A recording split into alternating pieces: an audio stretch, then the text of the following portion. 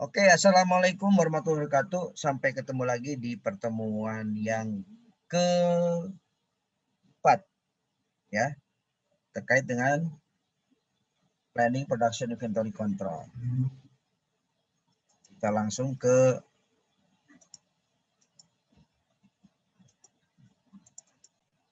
jadi untuk di dalam PPIC itu perencanaan planning production inventory control ada kata inventory. Inventory itu berarti penyimpanan atau secara keseluruhan kita mau tidak mau dalam konteks planning production inventory control kita harus mempelajari mengenai apa yang dimaksud dengan manajemen persediaan. Jadi manajemen persediaan adalah bentuk hubungan antara produksi dan penjualan. Jadi kalau misalnya ada pesan penjualan, produk pasti mau tidak mau harus melakukan, misalnya ada bulan April ada penjualan sekian produk, mau tidak mau dari mulai sekarang udah harus disiapkan pembelian bahan baku, barang jadi. Berarti misalnya barang jadi pada jadwal bulan April itu harus ada misalnya 100 produk setiap hari, dalam seminggu misalnya 600 misalnya kursi, sehingga berarti kan dari mulai sekarang dari jauh-jauh hari harus disiapkan bahan bakunya kan, bahan baku berapa banyak, terus kemudian jumlah orangnya juga dan lain sebagainya harus dipersiapkan pada saat mulai April ini sudah diproses, jadi bulan April itu akan dapat setiap hari dapat 100 produk. Tapi untuk menjelaskan itu kita dengarkan dulu ada video berikut ini supaya nanti lebih lagi. Coba kita lihat di video yang satu ini. Ntar saya cari videonya mana ya?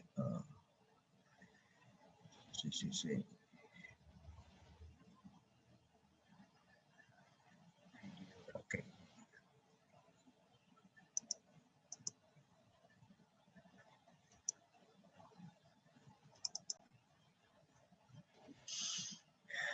Video jelas ya suaranya?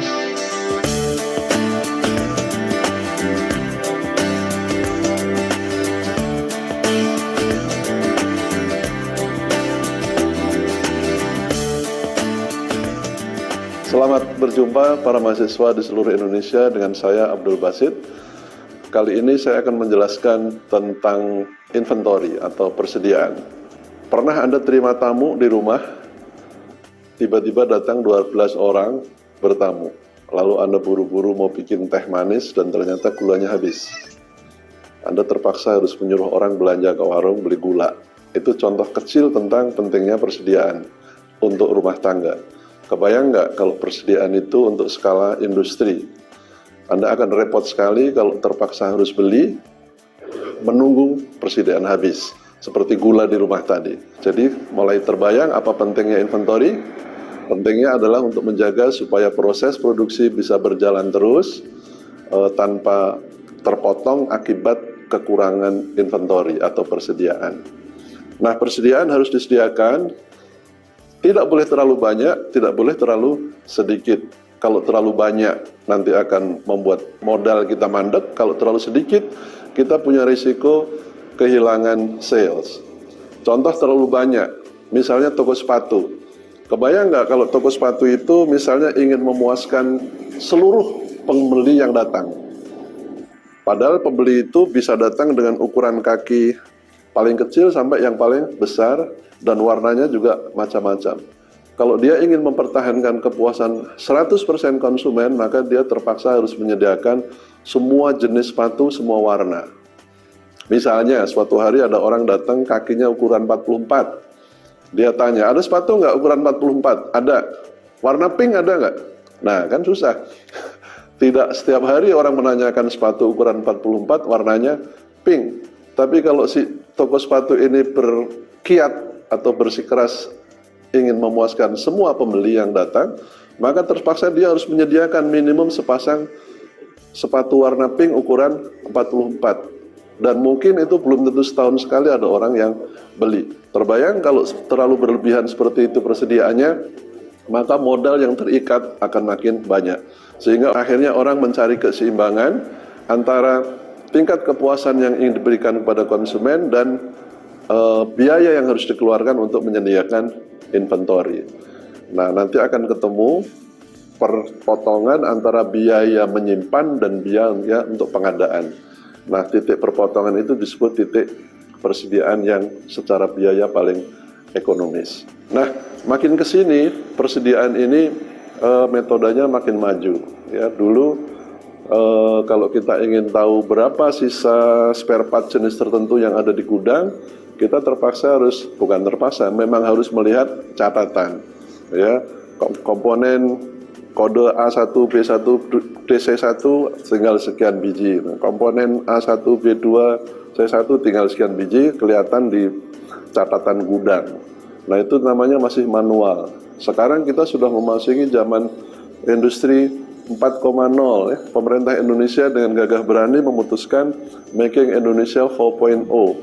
Padahal keadaan masyarakat kita belum sepenuhnya siap seperti itu ya. Di ujung timur sana kita masih punya saudara-saudara kita di Papua yang bahkan komputer aja mungkin belum pernah pegang. Di Jakarta sana ada orang yang sudah overloaded dengan komputer. Tapi suka tidak suka, sekarang kita sudah masuk zaman 4.0, di mana inventory itu tidak lagi dicatat satu-satu, dipindahkan ke kertas. Item seperti ini, ada stok seperti ini di sebuah toko, dulu ini dicatat, remote control Panasonic jenis apa gitu.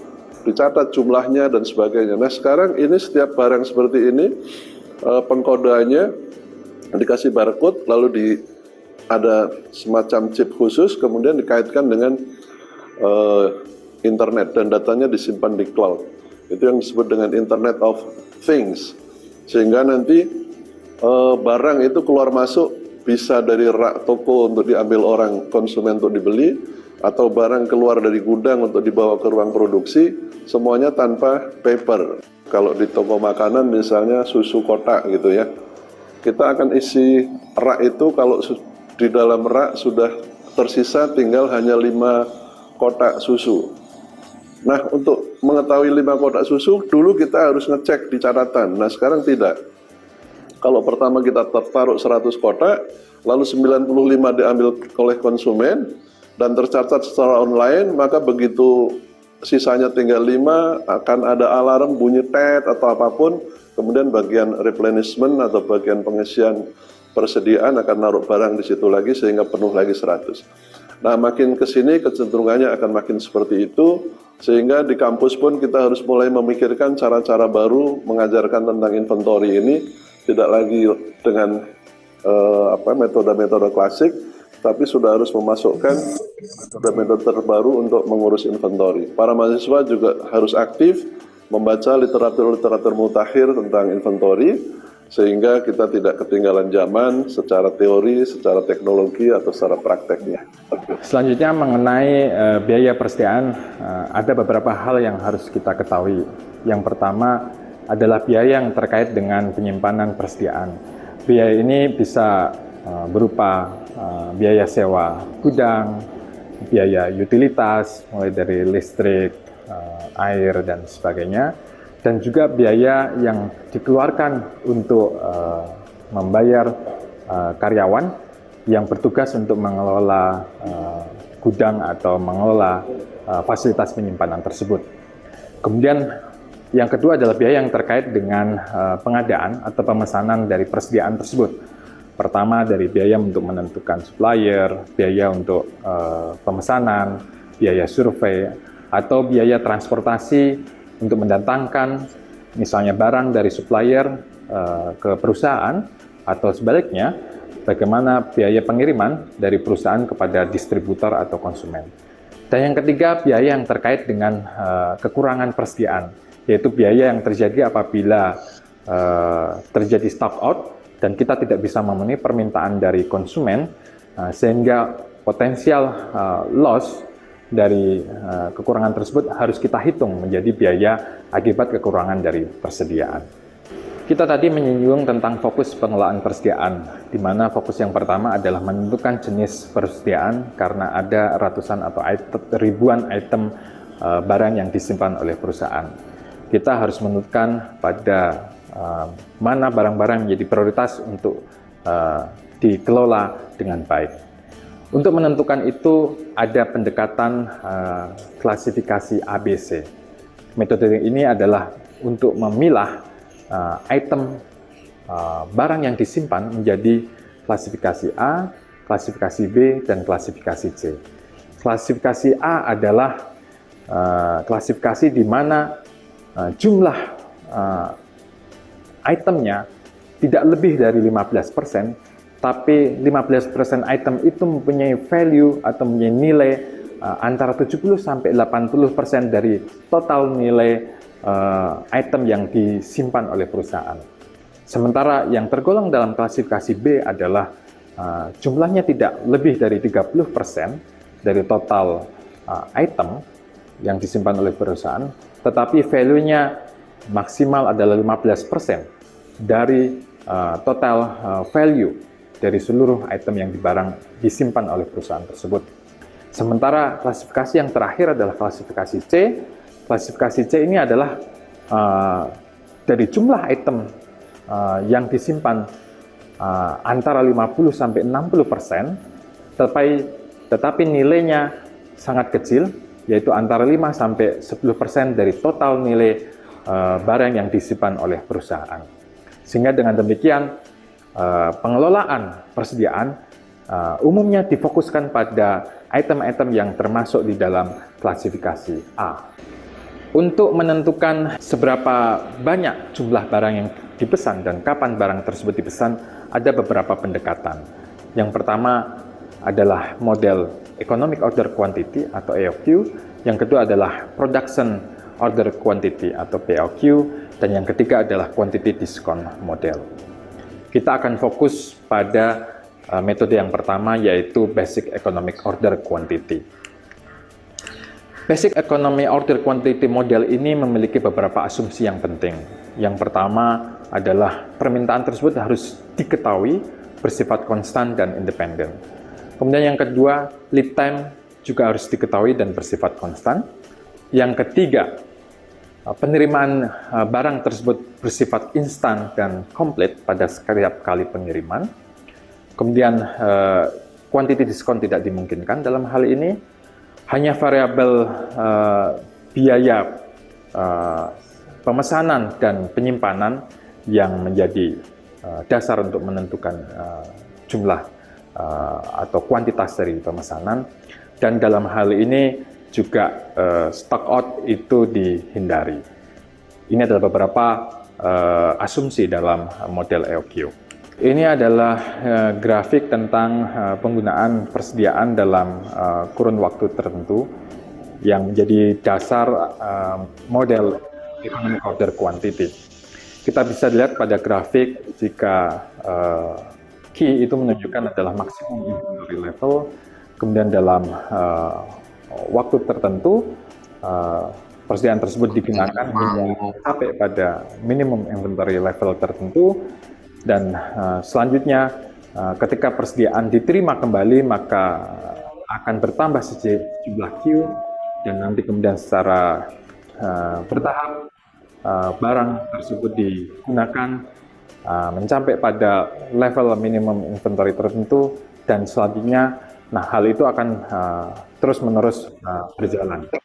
Sehingga kita bisa menentukan kemudian rata-rata permintaan di tangan adalah Q atau maximum inventory level tersebut dibagi menjadi 2. Selanjutnya kita dapat melihat grafik bagaimana antara biaya pemesanan dan biaya persediaan.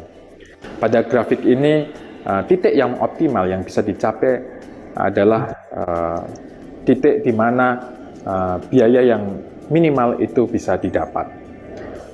Titik tersebut terjadi apabila terjadi perpotongan antara kurva biaya penyimpanan dan kurva biaya persediaan. Dalam menentukan jumlah yang optimal untuk dipesan dalam pendekatan model economic order quantity, hal-hal yang harus kita ketahui yang pertama adalah kita harus menentukan berapa besar permintaan tahunan dari unit tersebut untuk item persediaan. Kemudian yang kedua, kita harus menentukan biaya pemesanan dari masing-masing pesanan. Kemudian yang ketiga adalah biaya penyimpanan per unit per tahun dari item persediaan tersebut. Biaya pemesanan tahunan bisa kita hitung dengan jumlah pesanan yang dilakukan setiap tahun dikalikan dengan biaya pemesanan dari setiap order tersebut dilakukan. Kita bisa hitung dengan formula Q dibagi Q dikalikan dengan S. Selanjutnya biaya penyimpanan harus kita hitung dengan mengetahui berapa level rata-rata dari persediaan dikalikan dengan biaya penyimpanan per unit atau per item persediaan per tahunnya. Atau kita bisa hitung dengan Q dibagi dengan 2 dikalikan dengan H. Sebagai contoh sederhana untuk menentukan jumlah economic order quantity, kita bisa lihat di sini misalnya diketahui jumlah permintaan tahunannya adalah 1000 unit, kemudian biaya pemesanan adalah 10 USD per pesanan, dan biaya penyimpanan sebesar setengah dolar per unit per tahunnya, maka kita bisa menghitung jumlah pesanan yang optimal adalah akar dari 2 kali D kali S per H, atau sama dengan akar dari 2 kali 1000 dikalikan 10 dibagi dengan 0,5, atau sama dengan akar 40.000 atau sama dengan 200 unit.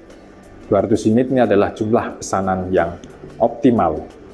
Yang terakhir, fokus kita adalah menjawab kapan persediaan atau pesanan tersebut dilakukan. Jika model EOQ atau Economic Order Quantity menjawab seberapa banyak persediaan yang harus dilakukan, reorder point atau ROP menjawab kapan persediaan tersebut atau pesanan tersebut itu dilakukan. ROP atau reorder point dapat dihitung dengan formula perkalian dari permintaan harian dikalikan dengan lead time dari pesanan tersebut dalam hitungan hari. Jika kita melihat pada grafik berikut atau kurva dari reorder point berikut, kita bisa melihat bahwa ada Q yang menunjukkan jumlah persediaan yang optimal, kemudian ada penggunaan item tersebut per hari atau J, dan pada titik tertentu ROP harus dibuat dengan mempertimbangkan lead time, yaitu jarak waktu antara pesanan tersebut dilakukan hingga pesanan tersebut sampai di perusahaan. Kita bisa mengambil contoh untuk menentukan ROP ini, semisal ada permintaan tahunan sebesar 8.000 unit per tahun dengan 250 hari kerja per tahun, maka kita bisa menghitung permintaan harian dengan membagi 8.000 dibagi dengan 250, sehingga kita bisa mendapatkan permintaan harian sebanyak 32 unit, dan kemudian kita menghitung ROP dengan asumsi misalnya lead time dari pesanan tersebut adalah 3 hari kerja, maka ROP sama dengan 35 unit pesanan per hari tersebut dikalikan dengan 3 hari kerja adalah kita bisa dapat 96 unit. Sehingga jika persediaan sudah mencapai pada level 96 unit, maka kita harus melakukan pemesanan kembali. Demikian materi singkat mengenai manajemen persediaan yang mengulas tentang alasan mengapa manajemen persediaan dilakukan dan fokus mengenai manajemen persediaan untuk menjawab prioritas jenis persediaan, seberapa banyak persediaan, dan kapan pesanan persediaan itu dilakukan. Semoga bermanfaat. Terima kasih.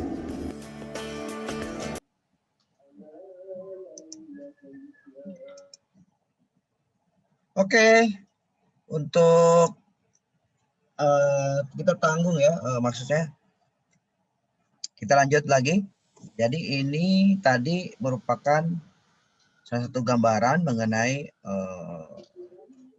persediaan pariwisata, manajemen persediaan. Jadi nanti setelah ini kita baru bahas lebih detail lagi. Jadi yang mau sholat dulu atau lanjut dulu? Setengah jam dulu ya? Lanjut dulu, Pak. Hah? Lanjut aja dulu. Lanjut dulu ya? Oke. Lanjut ya. Terus Maulana itu bisa dikecilin nggak, dimatiin tuh? Suaranya selalu bunyi ya? Maulana Lutfi, tolong dimatikan, di mute dulu suaranya. Orangnya nggak jawab. Ngeheng, Pak, ngeheng. Itu tuh ngeheng, Pak. Oh, ngeheng. Oke. Terus lanjut ya. Ini sebentar lagi. Tadi ini jadi setelah kita tahu bahwa manajemen persediaan itu sudah tadi alasannya kenapa harus ada manajemen persediaan. Nah, kalau di dalam industri itu ada 3 kelompok. Kelompok di bahan baku, persediaan bahan baku, persediaan barang dalam proses atau WIP namanya, work in process. Yang ketiga adalah barang jadi, barang yang sudah jadi produk kalau di industri. Ya, terus apa yang harus kita tetapkan persediaannya? Pertama, biasanya karena kesalahan dalam menetapkan persediaan dapat berakibat fatal. Misalnya tadi karena terlalu kecil, tadi sama ya, cuman dia lebih menjelaskan mengenai di satu toko gitu. Kalau di industri itu juga sama, karena terlalu kecil bisa jadi dia pada saat memproduksi kehabisan barang yang harus, jadi macet juga, nggak bisa produksi karena hilangnya kesempatan untuk itu, sehingga pada saat target yang dibutuhkan akhirnya tidak tercapai. Kemudian kalau terlalu besar akan adanya uang kita mandek di inventory ya. Nah, adanya biaya yang besar karena terlalu banyak, sehingga biasanya ada efek-efek lain. Contoh biaya karena penyimpanan terlalu banyak sehingga itu tumpukannya terlalu besar, sehingga biasanya barang yang paling di bawah itu akan cepat rusak karena tumpukan terlalu banyak. Ya, sehingga resiko itu harus jadi ada ya. Kemudian keuntungan peningkatan persediaan, karena perusahaan dapat mempengaruhi ekonomi produksi. Karena ada manajemen karena perusahaan dapat mempengaruhi ekonomi produksi. Karena tidak persediaan itu tidak dikendalikan, sehingga akan berpengaruh terhadap ekonomi. Dan juga mempengaruhi terhadap pembelian. Ya, pembelian yang harus dilakukan kalau banyak berarti harus biaya besar. Nah, juga dapat memenuhi pesanan dengan lebih cepat. Itu menjadi satu faktor yang diperhitungkan di dalam produksi.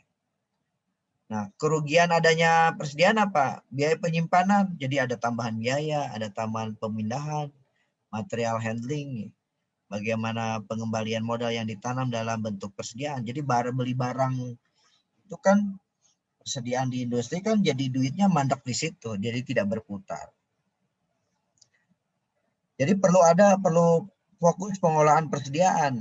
Berapa banyak yang harus dipesan dalam waktu tertentu. Ya.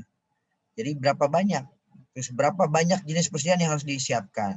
kapan sebaiknya persediaan itu dipesan? Itu adalah pertanyaan besar yang harus kita jawab.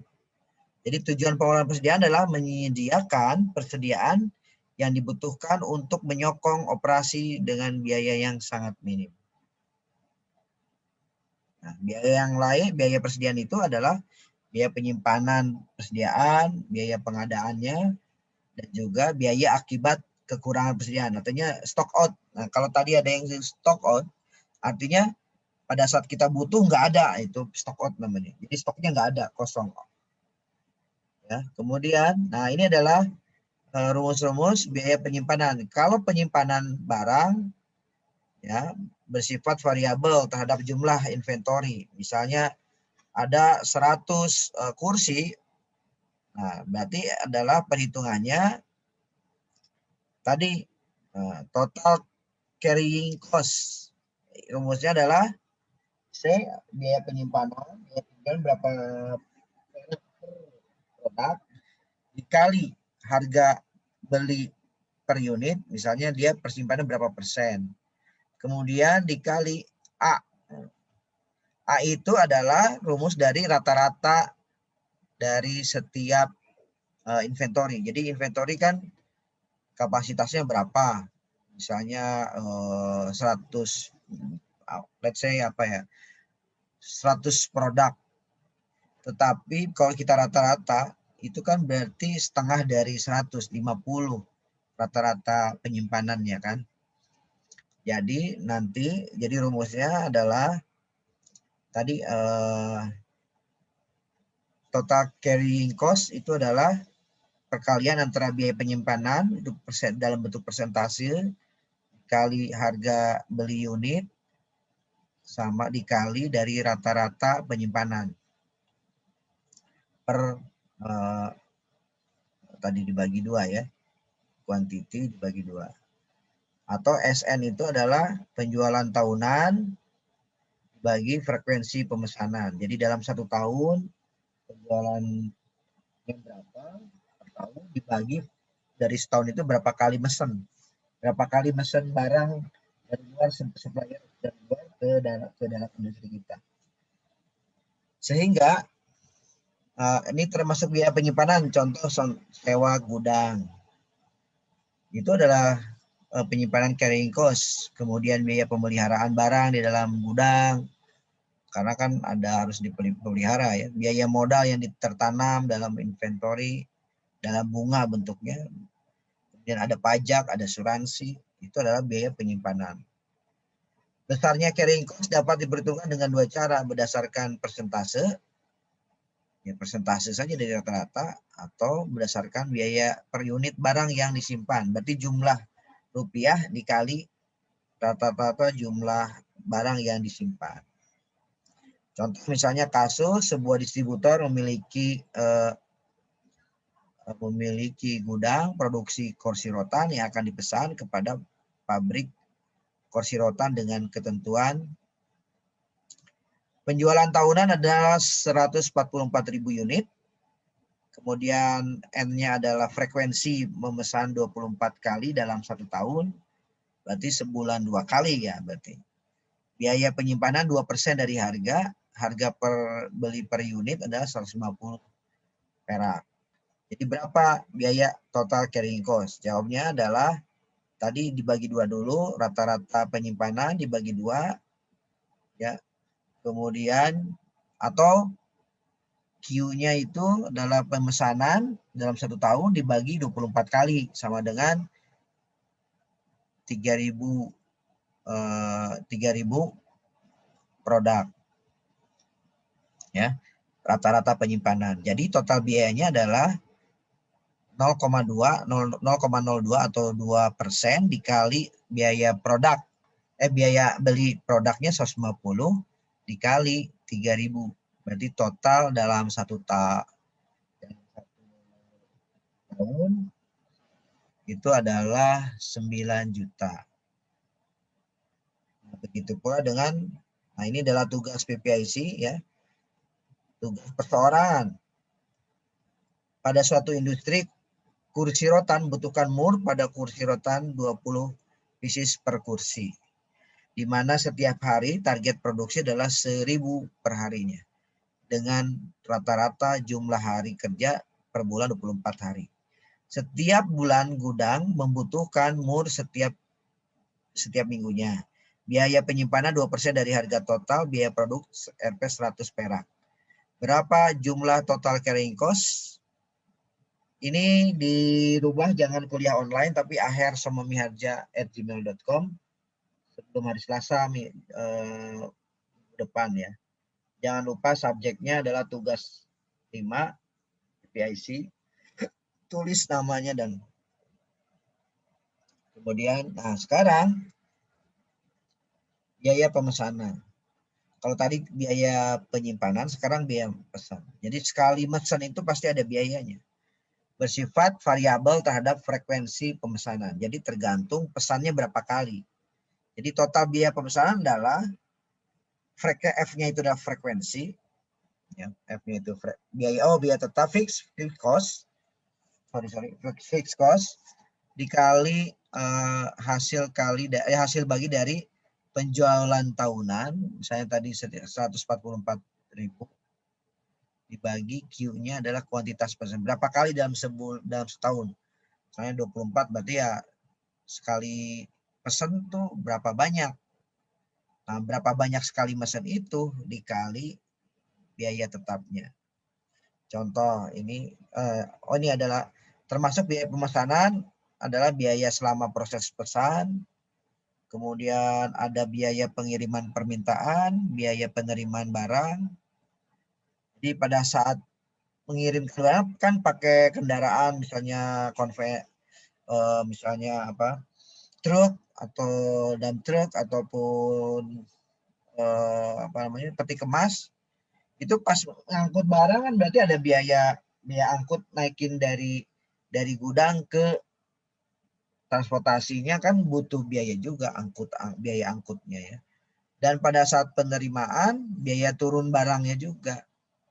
Jadi penempatan barang dan juga biaya penempatan dari hasil turunan ini dibalikin ke tempat ke masing-masing gudangnya, itu kan ada biaya penempatan barang ke dalam gudang. Dan biaya processing pembayaran kepada supplier. Contoh misalnya ada biaya processing pembayaran, misalnya ada pajak, ada kalaupun nanti dia ada mulur gitu kan, berarti ada biayanya untuk tambahan dan sebagainya. Ini contoh, ini rumusnya total biaya persediaan. Jadi kalau secara umum tadi ditambahkan total biaya persediaan adalah total carrying cost ditambah total order cost. Atau kita jabarkan lagi, total TIC ini adalah penjabaran dari yang tadi itu TICC itu adalah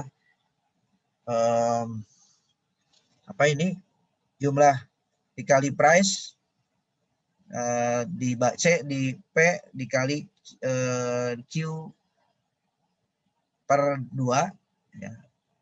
Ini rata-ratanya dikali price per ininya dikali jumlah kuantitinya produk ditambah dengan F dikali S dibagi Q. Nah, ini lebih jelasnya. Nah, contoh ini sebuah distributor memiliki gudang produksi kursi rotan yang akan dipesan pada pabrik rotan dengan ketentuan S sama dengan penjualan tahunan, N adalah frekuensi dalam setahun, kemudian C adalah biaya penyimpanan, biaya harga dalam bentuk persentase biasanya, terus kemudian P adalah harga beli per unit, F adalah biaya tetap pemesanan. Jadi sekali pesan itu terkena 2 juta misalnya. Karena apa? Karena tadi yang tadi sekali ngangkut, sekali anggaran biaya angkut barang sama turun barang ya. Nah, pertanyaannya adalah berapa biaya total carrying cost distributor? Terus kemudian berapa biaya total pemesanannya, dan biaya total inventory, jadi tambahan dari total carrying cost ditambah dengan total pemesanan. Nah, ini adalah jawabannya. Diketahui S-nya itu ada 144 dibagi 24 kali, nah kemudian bagi 2 jadi 3.000. Jadi pemesanannya adalah 0,02% dikali 150.000 kali 3.000 jadi 9.000. Nah, tetapi total biaya pesanannya sekali mesan terkena 2 juta dikali 24 kali jadi 48 juta. Jadi total cost adalah 9 juta tambah 48 juta, sekitar 57 juta. Kalau kita gambarkan, EEQ itu ada di sini. Nah, ini adalah 57 juta, 58 ya. Oh, 57. 57 juta ada di sini. Dan ini kita pertanyaannya sekarang, berapa EEQ-nya atau Economic Order Quantity. Jadi pada saat jumlah berapa sebaiknya dilakukan pemesanan. Kalau kita lihat EEQ adalah kuantitas persediaan yang optimal atau menyebabkan biaya persediaan mencapai titik terendah. Ya, metode EEQ ini adalah suatu rumusan yang menentukan kuantitas pesanan yang akan menimbulkan biaya persediaan. Contoh ini, beberapa jumlah bahan mentah harus dipesan melalui saat bahan tersebut dibeli kembali. Replenishment cycle, kapan perlu dilakukan pembelian kembali reorder. Nah, ini pertanyaan-pertanyaan yang akan, nah EEQ rumusnya adalah akar dari 2 kali biaya tetap dikali biaya penjualan tahunan dibagi biaya penyimpanan dikali harga beli. Ini rumusnya. Contoh misalnya ini sebuah distributor memiliki gudang produksi rotan akan dipesan pada produksi kursi rotan dengan ketentuan S penjualan tahunan 444.000 unit, penyimpanan 2%, harga beli per unit 150, biaya tetap pemesan 2 juta. Berapa jumlah kuantitas order? Tinggal dimasukin aja. 2 dikali 2 juta dikali 144 dalam setahun dibagi 0,02 karena persentase per ini dikali 150.000. Kenapa 150? Karena harganya. Jadi total adalah 13.856. Artinya ini kalau kita, ini kan baru, nah, pada saat kuantitas, kalau ini kan 5.700.000 itu produksinya 6.000. Ingat nggak? 6.000 ya. Pada saat 6.000 itu kita bisa tahu ini, oke. Kalau ini kan 6.000-nya dari mana? Nah, ini sebenarnya ada data nih di atasnya. Ya. Jadi kalau tadi pesanannya kan tadi dibagi 2 ya. Berarti rata-rata 3.000. Berarti di sininya sekali pesan, kuantiti sekali pesan itu berapa? Itu 6.000 ya. Q-nya sih, Q-nya 6.000. Nah, jadi kalau kita rumuskan tadi balik, nah, ini ya, ini distributornya. Nah, jadi, nah ini adalah berapa, pertanyaannya berapa EQ-nya, pesan total berapa kapasitasnya. Jadi 13.856 pada saat dia titik terendah biayanya. Nah, kalau kita cek lagi 13.856 dibagi 2 sebenarnya 6.098. Nah, 6.098 itu adalah sekali pesan. Rata-rata ya. Rata-ratanya adalah 6.926. rata-rata dari inventory. Jadi kalau kita masukkan lagi 6.900, kita tes ya, bahwa betul nggak paling rendah. Ini harga total biayanya 20 juta sekian, tambah 20 juta juga. Totalnya adalah 4784. Tadi kan 57 ya, 57 juta. Ya, ini totalnya 57 juta yang tadi itu. Tanda saya cek ke,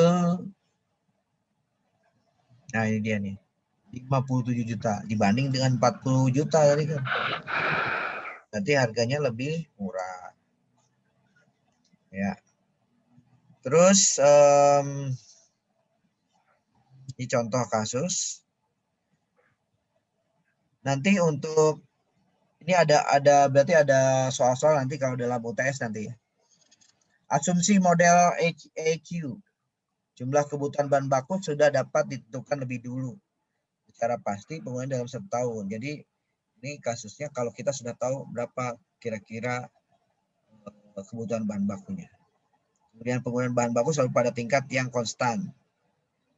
Ini adalah pesanan persis diterima dalam satu tingkat persediaan sama dengan 0 atau di atas safety stock.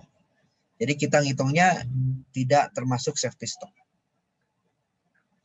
Harga konstan selalu dalam periode tersebut. Jadi secara real mungkin ada perubahan-perubahan.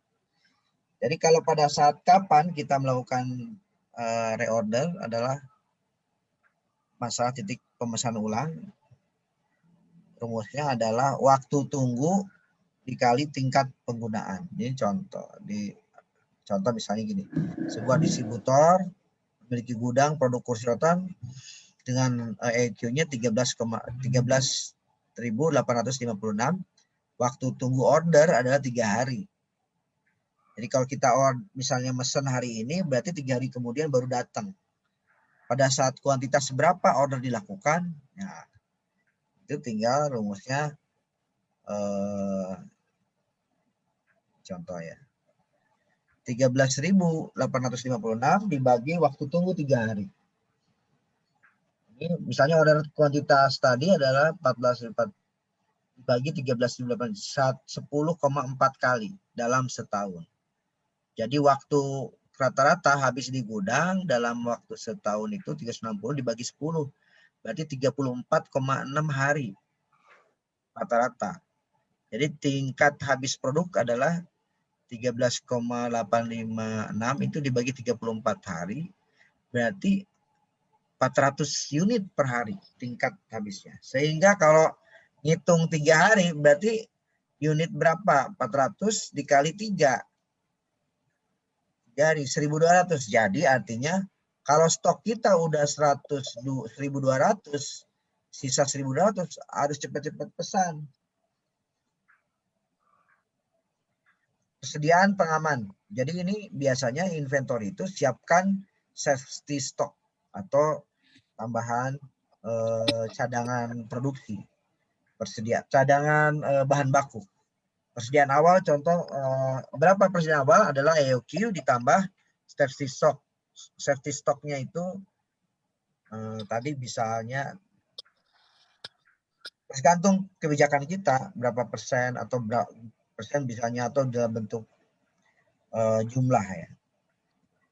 Ya, terus kemudian menentukan besarnya safety stock, faktor pengalaman bisa juga karena faktor dugaan atau faktor biaya atau keterlambatan. Contoh misalnya penggunaan per hari 15 kg, keterlambatan per 10 hari. Maka besarnya safety stock adalah 10 dikali 15 kg atau 150 kg. Ini contohnya ya. Perusahaan A menjual 2,6 juta kilogram terigu, biaya pesanannya dari 5.000, biaya penyimpanan 2% dari harga beli dan harga belinya adalah $5 per kilogram. Persediaan pengaman 50.000 kilogram dan waktu pengiriman 2 minggu sehingga setiap pemesanan terigu harus dengan kelipatan 2.000 kilogram. Contohnya tinggal di rumus masukin 5.000 dikali 26, ini persentasenya dikali 5. 5-nya kenapa?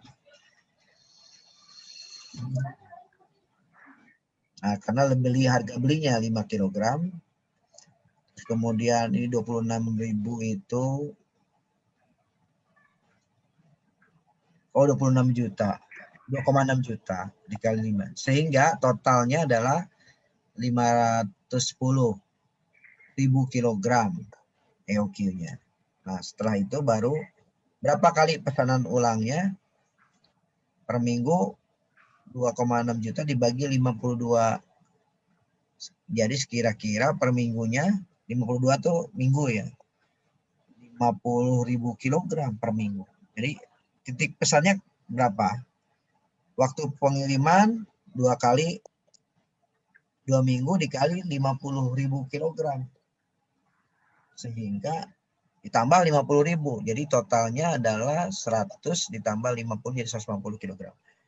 Nah, pertanyaan ini udah terjawab pemesanan orang pada saat tersedia stok 150.000 kilogram. Itu pemesanan dalam 1 tahun.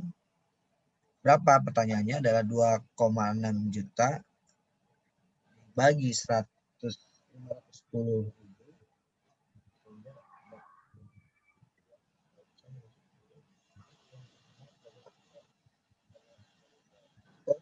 Hari. Kemudian 72 hari. 10 dari seminggu, berarti kira-kira 10 minggu lah pemesanannya. Tingkat pemakaiannya per hari di 2.600.000 dibagi 365, berarti per harinya habis sekitar 7.124. Biaya penyimpanannya adalah tadi ya pakai rumus masukin akhirnya sekitar 25.500 dolar. 25.500 dolar. Sehingga nilainya segini. Sehingga total nilai adalah 25 ya. Jadi safety stock CV dikali safety stocknya berapa? 5 dolar. Jadi totalnya adalah 5.000 US dollar. Total persediaannya gimana? Tadi ditambah. Karena tadi ada safety stock 5.000 ditambah biaya pemesanan ditambah biaya safety stock. Safety stock sekitar 5.000, jadi totalnya 55.990 dolar US dollar. Jadi kalau kita lihat bentuknya, nah ini 13 kali, IOQ-nya segini, ini safety stocknya 50.000. Oke, ini contoh kasus lagi. Untungkan tidak. Nah pertanyaannya ini, lanjut contoh kasus, jika di perusahaan A membeli terigu sebanyak 6.500, maka biaya pengiriman ditanggung oleh perusahaan dengan pengolahan gandum sebesar 3.500. Apakah pengeluaran ini menguntungkan atau tidak? Ini contoh, ini adalah nilainya. Biaya pemesanannya berapa? Ditambah rumusin masuk sini ya nilainya. TOC dan TIC. Jadi pemesanannya adalah jika jumlah pesanan sejumlah 510 kg, biaya persediaan adalah 55.990. Nah, kemudian biaya 6.500 kg dengan biaya persediaan 45.147. Jadi penawaran dari perusahaan pengolahan gandum perlu dipertimbangkan. Jika kira-kira pemesanan dalam setahun adalah cuma 4 kali atau sekitar 13 minggu. Contoh ya. Nah ini adalah sistem pengendalian persediaan. Misalnya itu hasil hitungan. Ya, nanti kalian bisa pelajari. Kemudian sistem pengendalian persediaannya adalah bisa saja dalam satu gudang itu dikasih red line gitu ya, garis merah. Oh ini produknya apa. Kemudian dengan menggunakan peti bisa. Terus kemudian pengendalian persediaan dengan komputer seperti yang tadi dipresentasikan dari PB. Kemudian pakai sistem ABC. Tadi udah diceritain mengenai ABC, pengelompokan ya. Ini ada tugas ke-6 adalah cari jurnal terkait dengan manajemen persediaan dan teknik penyimpanan, kirim ke Aher Soma Miharja, bukan kuliah ya. Aher Soma Miharja yang seperti biasa. Kasih tugas 6 PPIC. Oke, untuk sementara itu dulu yang bisa saya sampaikan. Nanti kita lanjut lagi. Nah, sekarang boleh silakan kita diskusi. Ada pertanyaan?